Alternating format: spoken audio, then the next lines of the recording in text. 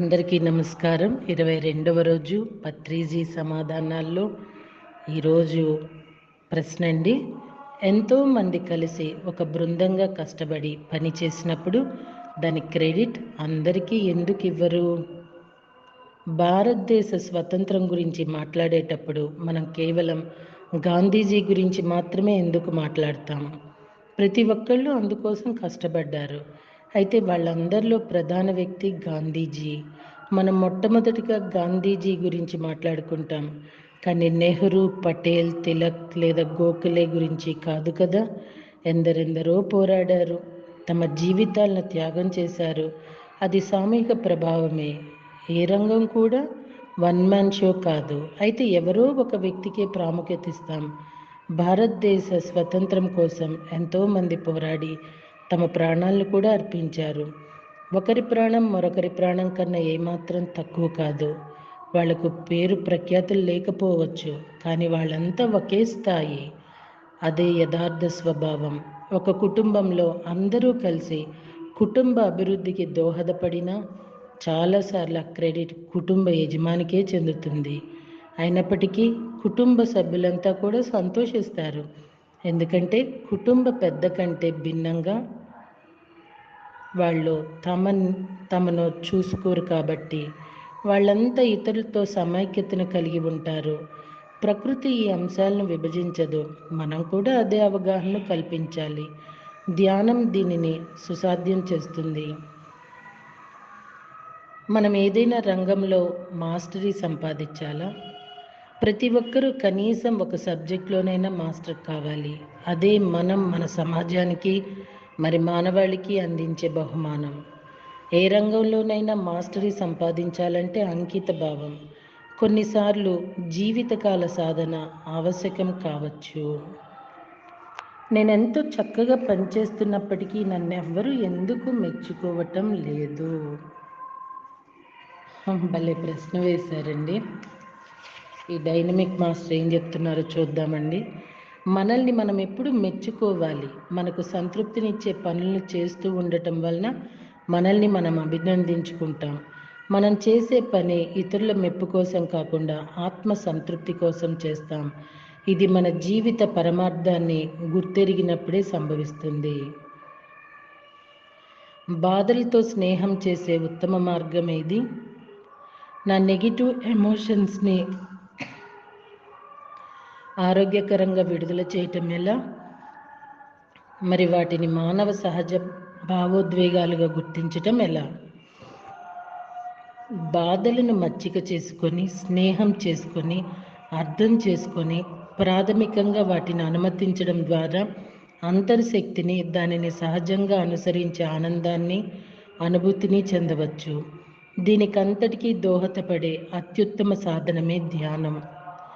బాధ అనివార్యం, ఏదో ఒక రూపంలో అది ఎప్పుడూ ఉంటుంది. ఈ ప్రపంచంలో మీరున్నంతకాలం అది తప్పదు. ఈ ప్రయాణంలో మన పని ఏమిటంటే బాధతో, నొప్పితో స్నేహం చేయటం. ఎలా అని తెలుసుకునే మార్గం కనుక్కోవటం. ఎందుకంటే బాధ మనకెంతో బోధిస్తుంది. మొదట మీతో మీరు క్రమశిక్షణతో, నిజాయితీతో ఉండటం ద్వారా బాధతో స్నేహం చేయవచ్చు. అది కాకుండా మరో దారి లేదుగాక లేదు. మీ ధ్యాన ప్రయాణం అదే నేర్పుతుంది. ధ్యానం మీ ఆత్మని పెంచుతుంది. దేహ దారుఢ్యం కండరాలపైన ఆధారపడి ఉంటుంది. మరి ఆత్మశక్తి మీరు చేసే ధ్యానంపై ఆధారపడి ఉంటుంది. శరీరంలో కండలు పెంచడానికి మీరు శారీరక వ్యాయామాలు చేయవలసి ఉంటుంది. అయితే ఆత్మశక్తిని పెంపొందించుకోవటానికి మీరు ధ్యానం చేయవలసి ఉంటుంది. ధ్యానం అంటే మనసుకు ప్రశిక్షణ ఇవ్వటం. మనసుకు క్రమశిక్షణ అలవాటు చేసి తీరాలి. మీరు మీ మనసుకు ప్రశిక్షణ ఎలా ఇస్తారు? ధ్యానం ద్వారా. ఏమీ ఆలోచించకుండా ఉండటం ద్వారా ఇస్తారు. కేవలం శ్వాసను గమనించడం ద్వారా ఆలోచనలను అదుపు చేసి మనసుకు శిక్షణనిస్తారు. ధ్యానం అంటే అదే. మనసుకు ప్రశిక్షణ ఇవ్వటం. లేదంటే మనసు ఎక్కడికెక్కడికో పరుగులు తీస్తుంది, అంతటా వ్యాపిస్తుంది. ధ్యానం అలా చేయకుండా నియంత్రిస్తుంది. ఒక వికృతమైన మనసును విశ్లేషించడం వల్ల ఏమాత్రం ప్రయోజనం లేదు. వికృతమైన మనసు కాస్త అద్భుతమైన ప్రశాంతమైన మనసుగా మారాలి. మరది ఆనాపానాసతి ధ్యాన సాధన ద్వారానే సుసాధ్యమవుతుంది. గత్యంతరం లేదుగాక లేదుగాక లేదు. ధ్యానం అంటే ఏ విశ్లేషణలు చేయకుండా ఉండటం. నేను నేనే, మీరు మీరే. మిమ్మల్ని మీరుగా నేను అంగీకరిస్తున్నాను. నేను మిమ్మల్ని విశ్లేషించను. నన్ను నేను ఉన్నదున్నట్లుగా అంగీకరిస్తున్నాను. నేను గొప్ప పరివర్తన చూడగలుగుతున్నాను. ఈ విశ్వం నాకెన్నో అవకాశాలు ఇస్తోంది. అయితే నేను వాటిని నిరోధిస్తూ వాటితో పోరాటం చేస్తూ ఉన్నాను. నాకేం జరుగుతుందో తెలుసు. నా జీవితం ఉన్నపళంగా మారిపోతూ ఉంది. నేనెప్పుడూ ఉన్నదున్నట్లుగా అంగీకరించకుండా పోరాడుతూనే ఉన్నాను. ఎందుకో తెలీదు. విశ్వాన్ని నేను సాదరంగా స్వాగతించలేకపోతున్నాను. కాబట్టి దయచేసి నాకు సహాయం చేస్తారా?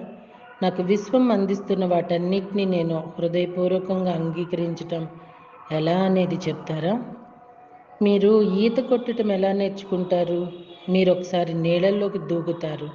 నీళ్ళల్లోకి దూకాలంటే చాలా భయపడుతూ ఉన్నారు. ఎందుకంటే మీకు ఈత రాదు కాబట్టి. అయితే మీరు ఈత నేర్చుకొని తీరాలి కనుక మీరు నీళ్ళల్లోకి దూకాల్సిందే. మొదట కొన్ని నిమిషాల పాటు ఊపిరాడక గిలగిలా కొట్టుకుంటారు. అయితే ఆ తర్వాత మీరు దాన్ని అధిగమిస్తారు. నెమ్మదిగా మీరు ఒక మంచి ఈతగాళ్ళు అవుతారు. అది తథ్యం. అదేవిధంగా మీరు జ్ఞానోదయాన్ని పొంది గురువు అవుతారు. అది తథ్యం. అందుకు కాస్త సమయం పడుతుంది. మీకు రాబోతున్న భవిష్యత్తును మీరు పూర్తిగా అంగీకరించాలి. నా బంగారు భవిష్యత్తు నా దగ్గరకు వస్తోంది. నేను అంగీకరిస్తున్నాను. ఏ విధమైనది రాబోతుందనేది నాకు తెలియదు. అయినప్పటికీ నేను దాన్ని అంగీకరిస్తున్నాను. మనస్ఫూర్తిగా నేను సానుకూలంగా అంగీకరిస్తున్నాను. మరి ఈ స్వీకార ధోరణినే ఎన్లైటన్మెంట్ అంటారు. నా జీవితం ధ్యానం ఎంతో సానుకూలమైన మార్పును తీసుకొని వచ్చింది. ముఖ్యంగా గత సంవత్సర కాలం నుంచి ఎన్నో కష్టతరమైన పరిస్థితులను ఎదుర్కోవటానికి నన్ను అనుమతించింది. అయితే నేను వాటిల్లో తలమునకల అవ్వను. నేను కనిపెట్టింది ఏంటంటే, నేను ప్రతిరోజు ధ్యానం చేయకపోతే, ధ్యానం నుంచి దారి మళ్ళితే తిరిగి ప్రారంభించడం ఎంతో కష్టంగా మారిపోతుంది. నేనెప్పుడూ నా మార్గంలోకి తిరిగి రావటానికి ప్రయత్నిస్తూనే ఉంటాను.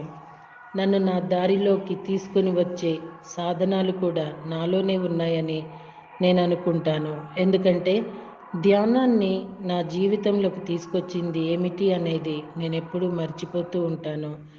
కొన్నిసార్లు నా భావోద్వేగాలు, అనుభూతులు నా అదుపులో లేవేమో అని నేను భావిస్తున్నప్పుడు, లేదా ఏదైనా కష్టకాలం ఎదురైనప్పుడు నేను ధ్యానం చెయ్యాలి అని గ్రహిస్తాను. అయితే తిరిగి నన్ను ధ్యానంలోకి తీసుకొచ్చే మార్గం నాలోనే ఉందని, అది ఏమాత్రం వేచి చూడవలసిన అవసరం లేకుండా, అవాంఛిత పరిస్థితులు ఏర్పడకుండా తక్షణమే సంభాళిస్తుందని నేను గ్రహించాను. అవునవును. క్రమం తప్పని ధ్యాన స్థితిని రోజంతా కొనసాగిస్తూ ఉండటం అనేవి ధ్యానాన్ని ఆపకుండా ఉండటంలో మొదటి మెట్టని నాకు తెలుసు. అయితే నిత్య జీవితంలో ధ్యానాన్ని తిరిగి తెచ్చుకోవటానికి ఏవైనా ఉపకరణాలు ఉంటే బాగుంటుందని నేను ఆశిస్తున్నాను. నాకు మీ గైడెన్స్ కావాలి. ఇలా చూడండి, మనసు ఎప్పుడూ ధ్యానాన్ని కోరుకోదు. మనసు ఒక విలన్. మనందరిలోనూ ఒక విలన్ ఉన్నాడు. అదే మన మనస్సు. మనమంతా మనసుతో పోరాడుతూనే ఉంటాం. మెడిటేషన్ అనేది మీరు మరి హీరోకి విలన్కి మధ్య ఎప్పుడు ఫైట్ ఉంటూనే ఉంటుంది. కొన్నిసార్లు విలన్ గెలుస్తాడు, ధ్యానం ఆపేస్తాం. హీరో గెలిచినప్పుడు మళ్ళీ ధ్యానం మొదలు పెడతాం. మనసు అనే విలన్కి, ధ్యానం అనే హీరోకి మధ్య ఇది అనునిత్యం శాశ్వతంగా జరిగే పోరాటం. ప్రతి మూవీలో చివరాఖరికి ఎప్పుడు హీరోనే గెలుస్తాడు కదా. మరి హీరోయిన్ హీరోతో కలిసి ఆనందంగా ఉంటుంది. అంతులేని ఆనందం, ఆత్మానందం. ఆత్మ ఎల్లప్పుడూ ఆనందంగా ఉంటుంది. ఎందుకంటే ఎప్పుడూ ధ్యానయుక్తంగా ఉంటుంది కనుక. ఆత్మ ధ్యానంతో కలిసి ఉండాలని, వాళ్లకు కళ్యాణం జరగాలని కోరుకుంటుంది. ఆత్మకు ధ్యానం కావాలి, కానీ మనసు అడ్డు వచ్చి ఆత్మను కైవసం చేసుకోవాలని ప్రయత్నిస్తుంది. ఆత్మకు మనసు అవసరం లేదు. హీరోయిన్ విలన్కి కోరుకోదు కదా. కానీ విలన్ హీరోయిన్ని పట్టుకుంటాడు. మనసు ఆత్మను అడ్డుకుంటుంది. ఆత్మ ఉక్కిరిబిక్కిరి అవుతుంది, బందీ అయిపోతుంది. హీరోయిన్కి హీరోనే కావాలి. ఆత్మకు అనుక్షణం ధ్యానమే కావాలి. ధ్యానంతో ఉండాలి. మనసు అనేది విలన్, ఆత్మ అనేది హీరోయిన్, మరి ధ్యానం అనేది హీరో. అది లెక్క. రేపటి రోజున అభివ్యక్తీకరణ గురించి తెలియచేస్తున్నారు. తెలుసుకుందామా? Thank you.